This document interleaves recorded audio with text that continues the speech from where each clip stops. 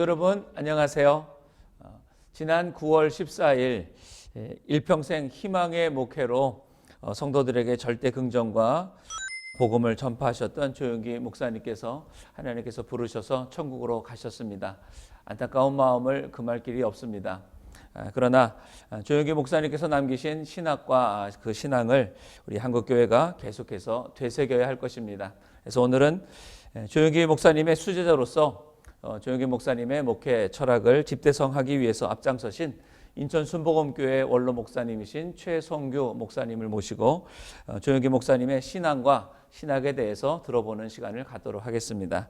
목사님 안녕하세요. 안녕하세요. 네, 목사님께서는 자타공인 조용기 목사님의 수제자라고 들었습니다. 그래서 조용기 목사님과 어떻게 만나셨고 또 어떻게 예수님을 믿게 되셨는지 말씀을 좀 듣고 싶습니다. 우선 조용기 목사님 빨리 가셨어요. 저가 한국 나이로 81세인데 저보다 5살이 우이세요. 그래서 86세. 조용기 목사님은 나이로는 저하고 5살 차이지만 제가 신학으로는 20년 차이입니다. 조용기 목사님은 순복음신학교 4회 졸업생이시고 저는 순복음신학교 24회 졸업생이십니다. 정말 오래 사실지 알았고요. 우리 곁에 더 많이 계실지 알았는데 너무 빨리 가셔서 정말 너무 마음이 아픕니다.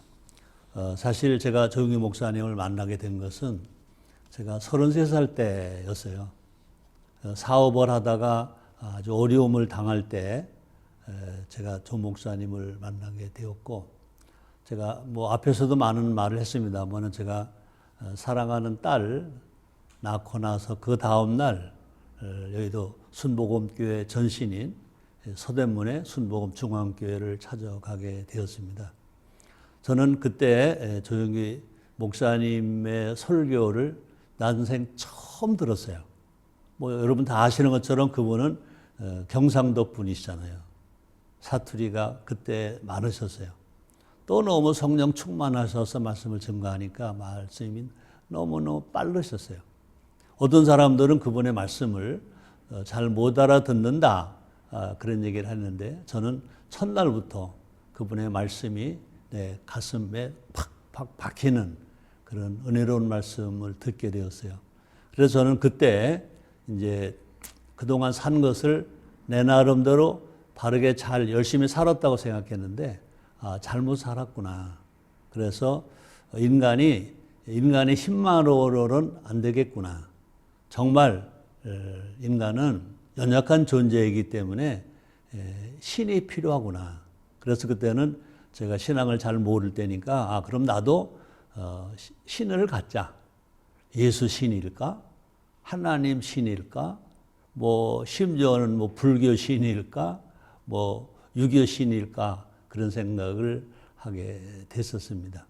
그러다가 이제 여의도 순복음교회 전신 순복음중앙교회 가서 조용기 목사님의 말씀을 듣는 순간 저는 정말 잘못을 깨닫고 그것이 지금 기독교 언어로 말하면 회개라는 거죠. 회개를 하고 눈물을 흘리고 통회하고 자복하고 그래서 이제 정말 나도 신이 필요하다. 그래서 그때 이제 조용기 목사님이 전해주신 그 예수 그분을 나의 구세주로 영접을 하겠다. 그래서 신앙생활을 하게 되었고 그런 속담이 있죠. 늦게 배운 도둑이 밤 새우는 거 모른다고.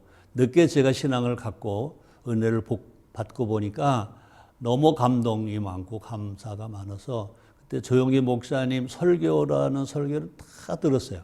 그래서 심지어는 더 들으려고 그때는 이제 큰 녹음기를 들고 다니면서 목사님의 설교를 녹음 테이프에 실어서 그래서 일주일 내내 말씀을 들었고 그분이 이제 부흥회를 가시면 부흥회 가는 데마다 찾아가서 또 그분 말씀으로 은혜를 받고 살았습니다. 그러다 보니까 내가 그때 작게 사업을 했고 사업이 어려웠는데 이제 사업을 해야 할 이유를 잃어버리고 그저 말씀을 듣는 게 좋았습니다. 그래서 결국은 이제 은혜를 받고 보니까 이제 내가 주님 말씀을 우리 조용기 목사님만큼 못 전해도 나도 전하면서 살아야 되겠다. 그러고 사실 조용기 목사님 꿈에 나타나셔서까지 권면하시는 말씀에 제가 순종해서 제가 그 후에 이제 순복음 신학교에 편입을 했고요. 그래서 졸업을 하고 그다음에 여의도 순복음교회 수련전도사가 됐고요. 그다음에 수련전도사가 되니까 이제 2년 후에 이제 목사 안수를 받았어요. 목사 안수를 받고 대교구장이 되고 그다음에 1년 후에 또 선교국장을 했고 또 선교국장을 2달 한 후에 조 목사님이 교무국장을 맡아라 그러시더라고요. 아유, 제가 어떻게 그 중요한 것을 맡습니까? 제가 많이 사용을 했어요. 그랬더니 조용기 목사님이 격려해 주시면서 중요한 거니까 최 목사 보고 하라고 그러는 거야. 얘기를 하시더라고요. 그래서 교무국장 1년 2개월 한 후에 그 후에 이제 여의도순 복음교회에서 목회자로는 4년 10달 만에 또 조 목사님이 인천에 가서 개척을 하라 그러시더라고요. 그래서 지하실에 조 목사님이 개척을 해주시고 저를 파송해 주셔서 이제 인천 순복음교회가 창립일이 1983년 11월 8일인데 초대 목사가 되고 그 다음부터 이제 조 목사님의 기도로 후원하시고 뭐 여러 가지 사랑과 격려로 격려해 주셔서 목회자의 길을 가면서 사실은 이제 여기까지 오게 되었습니다. 조영기 목사님과의 만남에 대해서 잘 말씀을 해 주셨는데요. 우리 최성기 목사님께서 보실 때 우리 조영기 목사님은 어떤 분이시고 또 우리 목사님께 어떤 분으로 기억이 되는지 말씀을 주시기 바랍니다. 조영기 목사님은 뭐 제가 어떻게 평할 수는 없지만 누구보다도 기도 많이 하는 목사님. 또 영혼을 사랑하는데 아주 강한 열정을 가지신 목사님. 그다음에 그분은 설교를 하시면서 자기를 아주 불태우는 목사님. 그다음에 정말 어찌하든지 절망하는 사람에게 희망을 주고 그다음에 꿈을 심어주고 또 자신감을 심어주는 그런 말씀을 전하시는 목사님이라고 생각합니다. 그분이 목회 초년기에 아주 많이 전해 주셨던 말씀, 그다음에 일평생 동안 전하시는 대표적인 선고가 여러분 아시는 것처럼 요한 3서 2절이죠. 사랑하는 자여 내 영혼이 잘됨같이 내가 범사에 잘되고 강건하기를 내가 간구하노라 이 말씀이거든요. 이 말씀은 요한 사도가 제자 바요에게 주신 이 축복의 말씀인데 이것을 평생 동안 우리 조영기 목사님은 이 말씀을 어디에 가서나 증거하셨어요. 그래서 사실 조 목사님 목회가 시작될 때는 우리나라가 6.25 전쟁이 그치고 휴전이 되고 그래서 모든 사람이 가난하고 또 병들고 고통을 당하고 절망할 때 이 말씀을 기도하시면서 받으셔서 전하셨거든요. 그래서 예수를 믿으면 천당 간다 그것만이 아니라 예수를 잘 믿으면 이 땅에서도 잘 된다. 영혼이 잘 되면 범사가 잘 된다. 강건하게 된다. 생명을 얻을 때 풍성이 얻는다. 이 말씀을 힘차게 전하셨거든요. 그러므로 저에게는 조영기 목사님은 영원한 스승이시고 또 영원한 멘토가 되십니다. 그래서 저는 조영기 목사님 이름만 들어도 이름만 불러도 이름만 생각해도 감동이 됩니다. 감동이 될 뿐 아니라 또 눈물도 나고 그렇습니다. 그래서 정말 조영기 목사님의 설교를 처음 들을 때 우리가 그렇게 좋았던 것처럼 언제든지 조영기 목사님 뭐 부흥회 가서 설교를 듣든지 교회에서 듣든지 어느 세미나를 통해서 듣든지 감사합니다. 또 저는 그분의 기도로 성령도 받았고요. 저는 또 그분의 교육으로 또 목회자가 되어서 여기까지 왔습니다. 그러므로 조 목사님은 내가 회심한 내 인생에게 전환점에서 잊을 수 없는 스승이시면서 또 멘토이시고 또 다른 말로 말하면 힘이시다 이렇게 생각을 합니다. 그러므로 저는 스승이라는 단어를 좋아하거든요. 스승이 있는 사람은 행복한 사람, 또 제자가 있는 사람은 보람 있는 사람, 이렇게 저는 항상 생각하고, 우리가 교회에서도요, 저는 성도들에게 그렇게 말합니다. 먼저 제자가 되라. 그래서 스승을 모셔라. 그 다음에 제자를 삼아라. 그래서 스승이 되라. 이런 말을 제가 많이 하는데, 이것이 제가 조영기 목사님의 관계 속에서 얻어진 나의 경험이 아닌가 그런 생각을 합니다. 또 이런 말이 있죠. 한평생 살다가 한 명의 진정한 스승과 또 10명의 진정한 친구, 그리고 100권의 좋은 책을 기억할 수 있다면 그 사람은 그 삶이 성공한 사람이다. 그런 말이 있거든요. 그래서 여러분들에게 또 한번 질문하고 싶어요. 여러분은 정말 존경하는 스승이 있습니까? 내 인생의 영원한 멘토가 될 스승이 있습니까? 하고 질문해 봅니다. 자, 그때 여러분들이 네, 할 수 있다면 여러분들은 분명히 성공한 사람, 여러분들은 분명히 행복한 사람이 될 것입니다. 또 뿐 아니라 미래가 정말 열려있는 사람, 미래가 보장된 사람, 이렇게 말할 수가 있습니다. 또 이런 말을 합니다. 좋은 스승을 만나면 인생의 목적이 생긴다. 또 좋은 스승을 만나면 자존감이 높아진다. 또 좋은 스승을 만나면 자기 자신이 삶의 모범이 생긴다. 그 다음에 좋은 스승을 만나면 생에 대한 의지와 열정이 넘치게 된다. 그래서 모든 위대한 인물들의 배후에는 좋은 스승이 있다는 것입니다. 잘 아시죠? 철학자 플라톤 뒤에는 소크라테스가 있었다. 헬렌 켈러 뒤에는 설리반 선생님이 있었다. 또 성경으로는요, 요수아 뒤에는 누가 있었어요? 모세가 있었다. 다윗 뒤에는 사무엘이 있었다. 또 엘리사 뒤에는 엘리야가 있었다는 것입니다. 저는 저희 스승 조용기 목사님을 시대를 이끈 선지자라고 생각을 합니다. 그분이 교회와 사회에 던진 희망의 메시지는 이 사회를 또 이 인류를 크게 변화시켰습니다.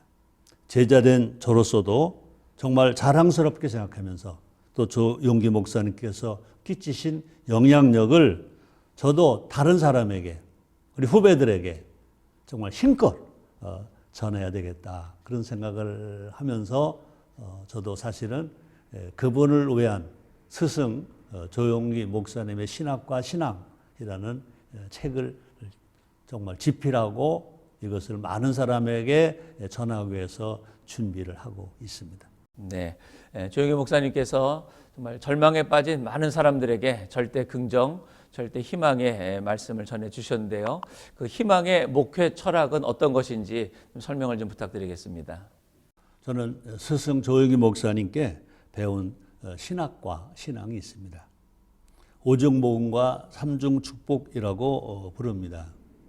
그래서 오중복음을 믿고 4차원의 영성을 가지고 7대 신앙을 실천하면 삼중축복이 온다는 것입니다.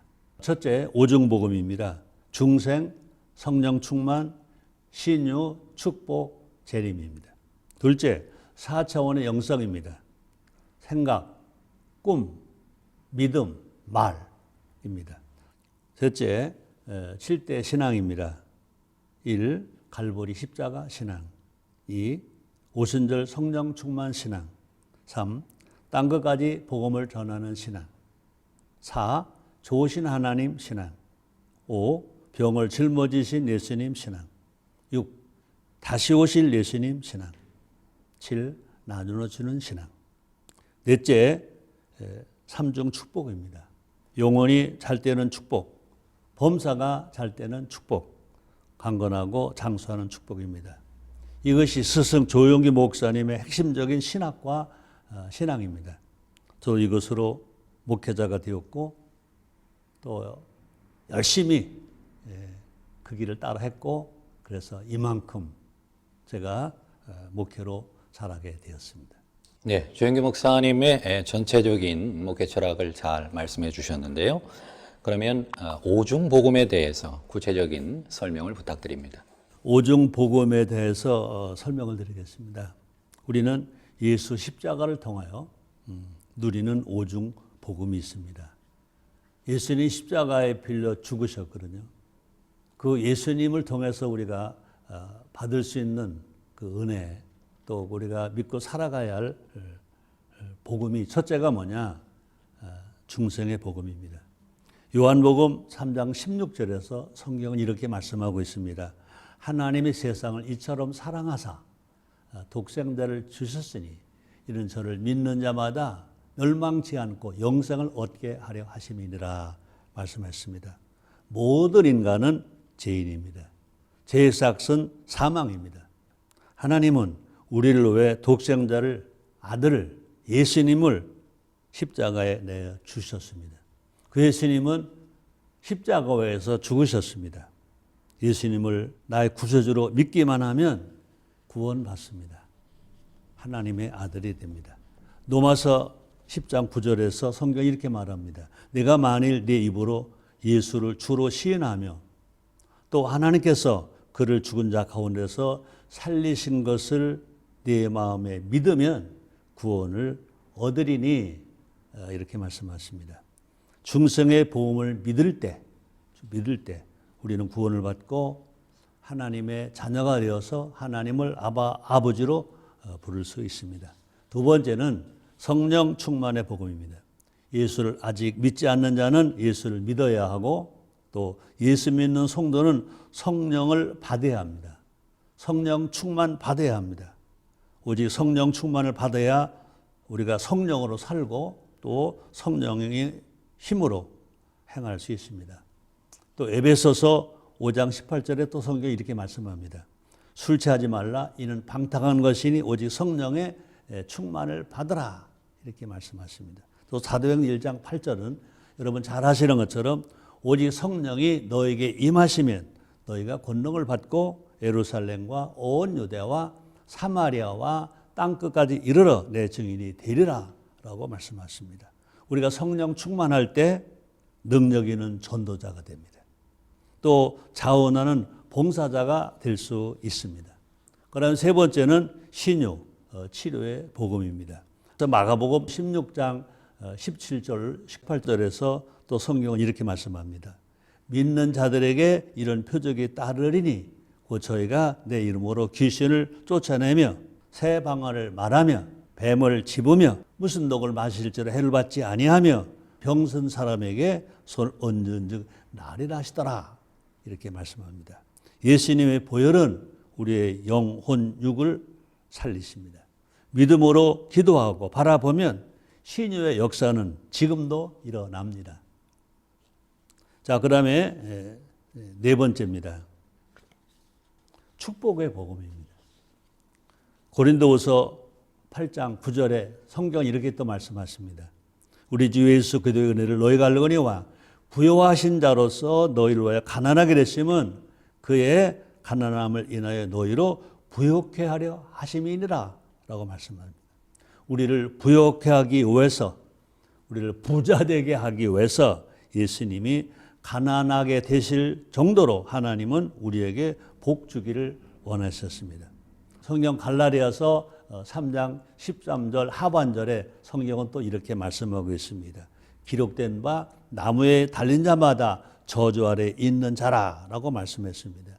예수님이 나무에 달리심으로 아담으로부터 시작된 우리의 저주를 담당하셔서 그리도 예수 안에서 아브라함의 복이 우리에게 오도록 만들어 놓은 것입니다.